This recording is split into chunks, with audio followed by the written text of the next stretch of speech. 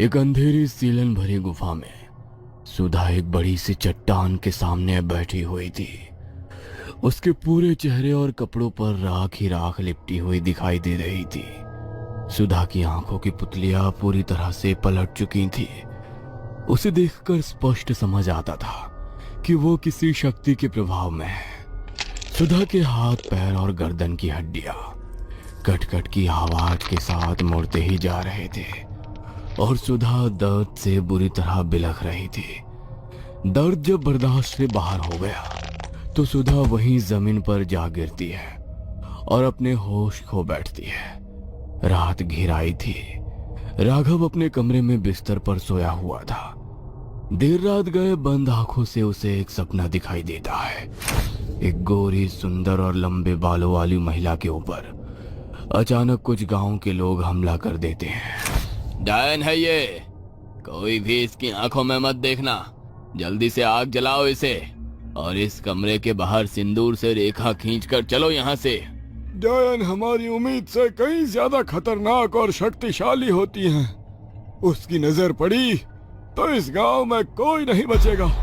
निकलो यहाँ से। वो लंबे बालों वाली सुंदर औरत आग की लपटों से घिरी अपने शरीर के मांस की जलन को मिटाने की कोशिश में यहाँ वहां दौड़ रही थी। उसकी चीखें सुनकर राघव का दिल कांप उठता है। डायन, क्या वाकई जो कुछ मैंने अभी देखा वो एक सपना था? लेकिन वो जगह जहां पर डायन को आग के हवाले किया गया था वो कुछ जानी पहचानी से क्यों लग रही थी? आखिर क्या है ये सब? सभी सिरे आपस में उलझे हुए हैं। आखिर कैसे सुलझाए ये सब? अचानक ही राघव को कुछ याद आता है। याद आ गया, वो जगह कोई और नहीं, मेरा अस्पताल ही है। तो क्या हॉस्पिटल में किसी डायन को जलाया गया था? लेकिन ये तो बस एक सपना है।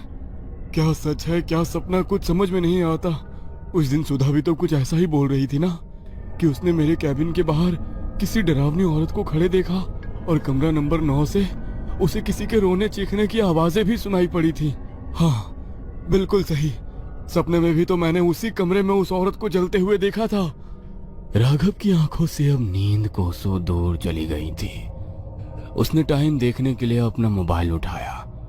रात के 2:30 बजे थे। राघव टहलने के लिए घर से बाहर निकल जाता है। कुछ दूरी पर उसे एक फकीर जैसा दिखने वाला एक आदमी दिखाई देता है जो अस्पताल की खुली खिड़की से अंदर की ओर झांक रहा था। उसके हाथ में एक 4 लौ वाला दिया था जिसे लेकर वो कुछ मंत्र बड़बड़ा रहा था। उसके बाद उसने वो दिया खिड़की पर रखा और अपना मुंह कपड़े से बांधकर वहां से जाने लगा। कौन हो तुम? क्या कर रहे थे यहाँ? तो क्या तुम्हारी वजह से ही सुधा और दिनेश की ऐसी हालत हुई? ये सब जादू टोना करके क्या मिल जाएगा तुम्हें? जानते हो ना, 25 साल से बंद पड़ा था ये अस्पताल। तुम गांव के लोगों को बीमारियों से मरना पसंद है तो ठीक है, चला जाता हूं मैं वापस। ये सब करने का क्या मतलब है? मुझे गलत समझ रहे हो तुम। मैं यहाँ पर कोई जादू टोना तंत्र मंत्र नहीं कर रहा था, बल्कि मुझे अंदाजा है कि कितनी बड़ी अनहोनी को दावत दी है तुमने अस्पताल को खोलकर। बस उसी अनहोनी को टालने की कोशिश कर रहा हूँ। तुमने देखा ना क्या हुआ उस दिनेश के साथ। किसी भ्रम में मत रहना कि दिनेश को कोई बीमारी हुई थी। ना तो वो दिनेश मरा था, ना तुम्हारी नर्स सुधा। डायन की काली नजर पड़ी है उन दोनों पर और अब वो डायन एक एक करके सबको अपना शिकार बनाएगी। काली नजरें, ये सब क्या बोल रहे हो?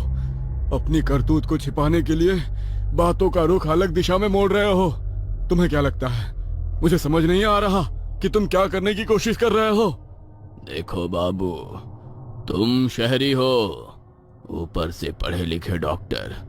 तुम्हें इन तंत्र मंत्र की बातों पर यकीन नहीं आएगा, लेकिन मैंने अपनी उम्र के 80 साल इसी गांव में रहकर बिताए हैं।